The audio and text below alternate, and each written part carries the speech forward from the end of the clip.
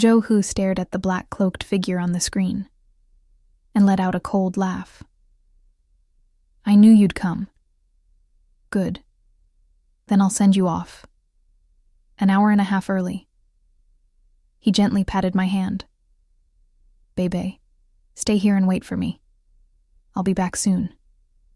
With that, he rushed out the door.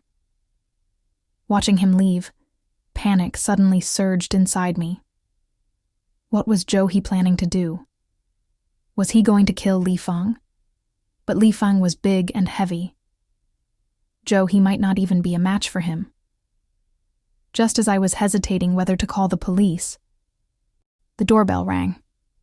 Zhou. His urgent voice came from outside. Bebe, open the door! I hurried to open it.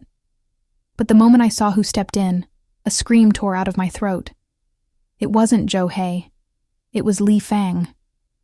I staggered back in terror, grabbing a fruit knife and pointing it at him. What do you want? Where's my husband? Rage flashed across Li Fang's face. He stomped his foot. Bebe, I'm your husband.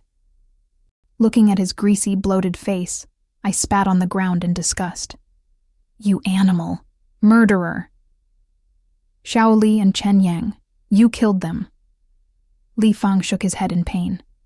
They're dead, yes, but they killed themselves.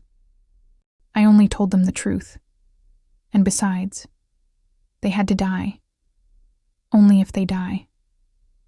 Can you live? I froze. There was too much in what he said.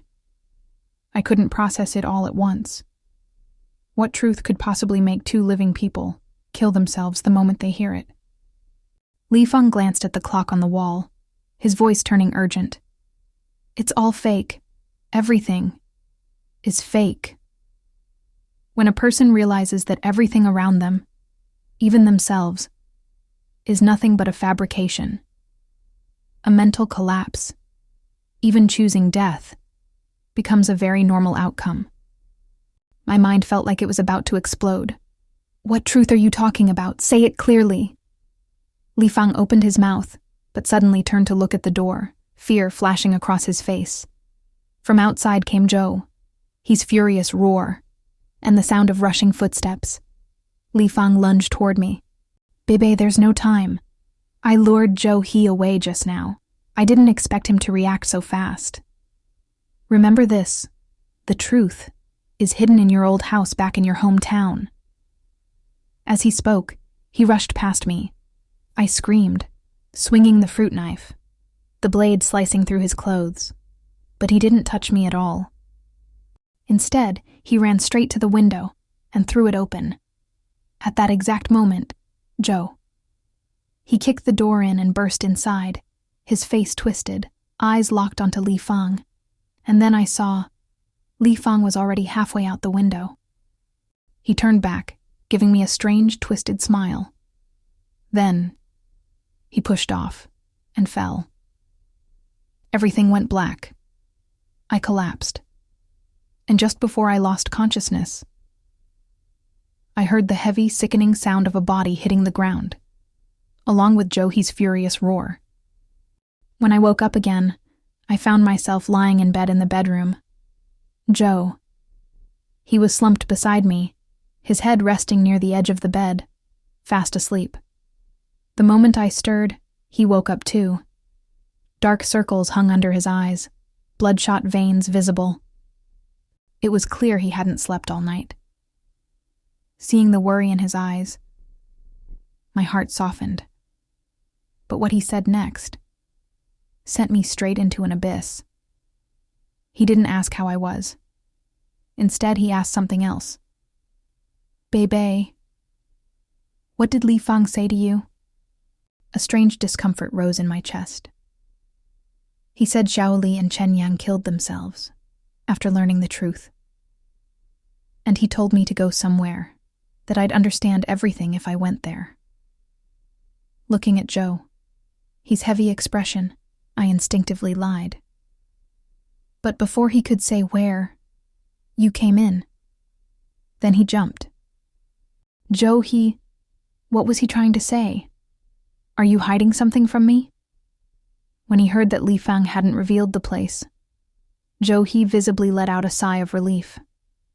Bebe, Li Fang is insane. Don't believe a single word he says. You saw it yourself. He was even smiling when he jumped. If that's not madness, what is? Hearing that, I couldn't help but feel something was off. With Li Fang's size, if it came to a fight, Zhou He might not even win. And yet, Li Fang seemed terrified of him. So terrified that he would rather jump to his death than face him. No matter how I thought about it, it didn't make sense. Seeing me nod, Zhou He smiled in satisfaction. He stayed home with me for an entire week, until I had fully recovered. After that, our lives returned to how they used to be. Calm, warm, free of any pressure or trouble. And yet, Li Fang's final words kept echoing in my mind. Like weeds, curiosity grew wildly inside me, leaving me restless, unable to eat or sleep. Another month passed. One day, while Zhou He was at work, I quietly left the house. I decided to go back to my old home in the countryside to find out what was really there. As I drove, I kept taking deep breaths, trying to steady myself, because that old house was the place I feared the most. When I was 8 years old, both of my parents fell gravely ill. We had no money for treatment. In the end, unable to endure the pain, they chose to hang themselves. That day, when I came home from school, the yard was empty. I pushed open the door to their room, and the first thing I saw was 4 feet swaying in the air. Then, their bulging eyes, their purplish skin, their tongues hanging down to their chins. I was so terrified. I fainted on the spot. After arranging their funeral, I went to live with my grandparents. From that day on, I never stepped into that house again. Because every time I got close, their faces, the way they looked in death, would appear vividly before my eyes. My whole body would turn cold, nausea, dizziness, as if I might collapse at any moment. Now, standing in front of that house again, I took a deep breath and got out of the car. The old house had long been abandoned. The yard was overgrown with weeds, tall enough to reach my waist. The moment I stepped inside, the memories from when I was 8 flooded back, crystal clear. I bit down on my lip until it bled, forcing myself to take one step forward, then another. Step by step, I searched through every room. Nothing, except dust and broken furniture. At last, only my parents' room remained. Standing before that door, my heart felt like it was about to burst out of my chest. My stomach twisted violently, as if I might vomit any second. I clenched my fists so tightly my nails dug into my palms, using the pain to steady myself. I pushed the door open. A cloud of dust rushed at me, making me sneeze. As I stepped inside, the scene from years ago resurfaced, and for a moment, I was that 8-year-old girl again. Suppressing my fear, I scanned the room, and then I froze, because above my head, I heard it, a faint sound. It was coming from the beam. From the very beam where my parents had hanged themselves. My throat went dry. Gathering every ounce of strength, I slowly, trembling, raised my head. And there was a pale, lifeless face. My legs gave out beneath me. I collapsed to the ground, retching uncontrollably, until I heard a familiar voice. Bebe, you've been very naughty. I looked up and froze in horror at that familiar face. It was Zhou He. He jumped down from the beam, looking at me with reproach. I didn't expect your curiosity to be this strong enough to overcome your fear and come here. I forced myself to stand, glaring at him. What is the truth? Why are you so afraid of me finding out? And then, I suddenly froze. because on the old, worn wall, there was a door. A completely new door. Modern, out of place, like it didn't belong in this room at all. Joe. He calmly stepped in front of it, blocking my way. Bebe. Sometimes, knowing too much doesn't bring happiness.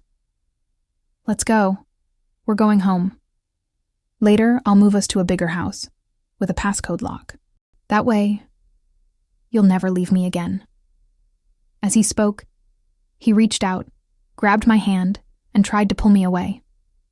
I struggled desperately, but his strength was terrifying. Ah! With a cry of pain, Joe. He suddenly let go. In my hand was a fruit knife stained with blood. Seizing the chance, I ran toward the strange new door. Joe. He clutched his bleeding arm, his face twisted as he stared at me. Bebe, don't go in. Please, listen to me. Don't you love me anymore? I looked at him coldly and slowly reached for the doorknob. Amid his desperate shouts, I pulled the door open. Blinding white light swallowed everything. And then, I lost consciousness.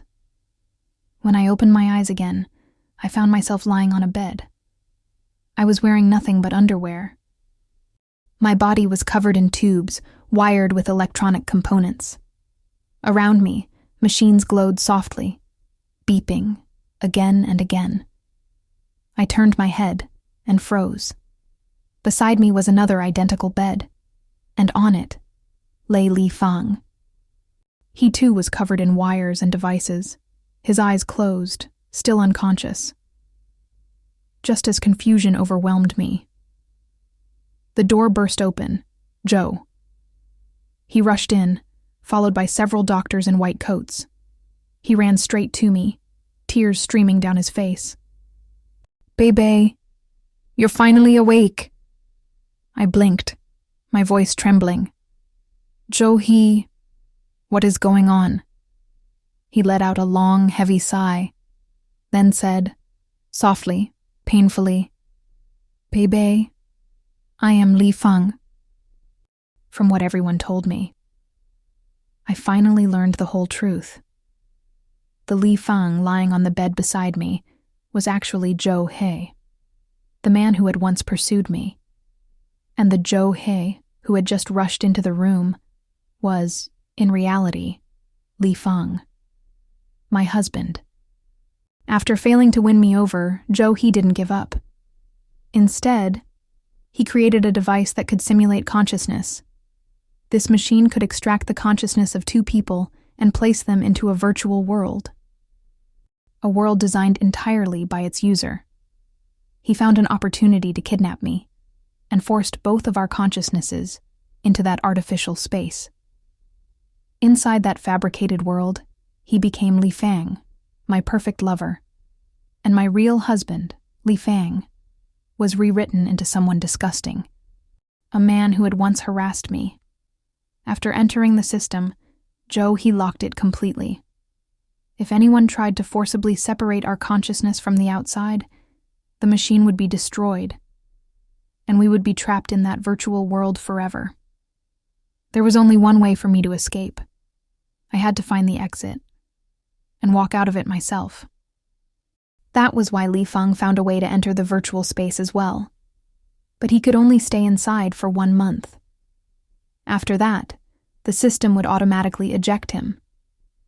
Within that 1 month, he had to make me leave the exit on my own, and he couldn't let Joe He catch him. If he was caught, his consciousness would be erased. And if that happened, his real body would become nothing more than a vegetable. More importantly, in the memories Joe He had constructed for me, I was programmed to feel instinctive disgust toward Li Fang. If he appeared in front of me, I would never trust a single word he said. So in the end, Li Fang chose to start with others. Gu Xiaoli and Chen Yang were not real people. They were characters created by Joe He. Their purpose was simple: to keep me company and reduce the chances of me discovering flaws in that world. because the virtual world Joe created was far from perfect. The biggest flaw was my memory. Anything Joe had never personally experienced, he couldn't recreate in detail. So I only remembered the outline, that we had been together from school uniforms to wedding vows, a perfect couple. But the details were completely blank. Li Fang used that weakness. He set up the stall, using horror stories as bait to lure Gu Xiaoli in. Then he told her the truth. You are nothing but a fictional character, created for Wang Bei. After hearing it, Gu Xiaoli tried to recall her memories, and just as Li Fang said, she could only remember vague outlines. Her entire life was like a novel with only a summary, no substance. Once she realized that, she collapsed. And in the end, she chose death. Before dying, afraid that I wouldn't be able to bear the truth, she called to warn me. Chen Yang met the same fate. 2 deaths in a row ignited my curiosity, pushing me to secretly go out and investigate. At last, Li Fang got the chance to meet me alone. But Joe, his surveillance was too tight. He didn't have the time or the chance to slowly explain everything.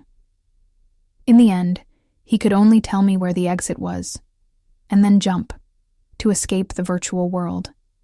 He had done everything he could. The rest depended on me. But at the exit, Joe, he had set up one final barrier.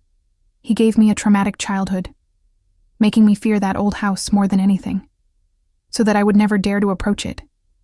And yet, I overcame that fear and escaped from that false world. In the home I shared with Li Fang, I held a cup of warm milk, slowly trying to process the memories that had just returned to me. Li Fang and we too had gone from school uniforms to wedding vows. Now, he was the CEO of a listed company, and I was a wealthy housewife who had long since quit working. Our marriage was something countless people envied. In the living room, our maid, a Fang, gently massaged my shoulders. Madam, President Li has been so worried about you lately. He hasn't slept well for days. To find a man like him, you're truly blessed. I said nothing. I simply stared at the wedding photo on the wall, lost in thought. In the picture, Li Fang and I looked perfectly matched, both of us smiling so happily. But everything I had experienced in that virtual world had left a lingering shadow in my heart. I looked at A Fang and asked casually, "A Fang, where's your hometown?" She began talking immediately, going on and on about local customs, about her happy childhood memories. I closed my eyes. My own childhood memories surfaced clearly. Every detail, every moment I had spent with Li Fang, I could recall them all. For a moment, I felt relieved, but then a sudden pain twisted through my abdomen. Cold sweat broke out across my forehead. A Fang quickly took out a pack of sanitary pads from her bag. "Madam, go change quickly. I'll prepare a hot compress and make you some brown sugar water." I looked at her, puzzled. "How do you know? It's my period." A Fang smiled simply. "I remember your cycle, every month, on the 7th, at 3 p.m. Why would you remember something like that? A cycle can change every month, can it?" She laughed. "You're joking, madam. What woman has a cycle that changes?" "I'll go boil some water. You go to the bathroom first." As I watched her walk away, my heart seemed to stop. And at the same time, that sentence echoed in my mind once more. The creator of a virtual world cannot construct things they have never personally experienced.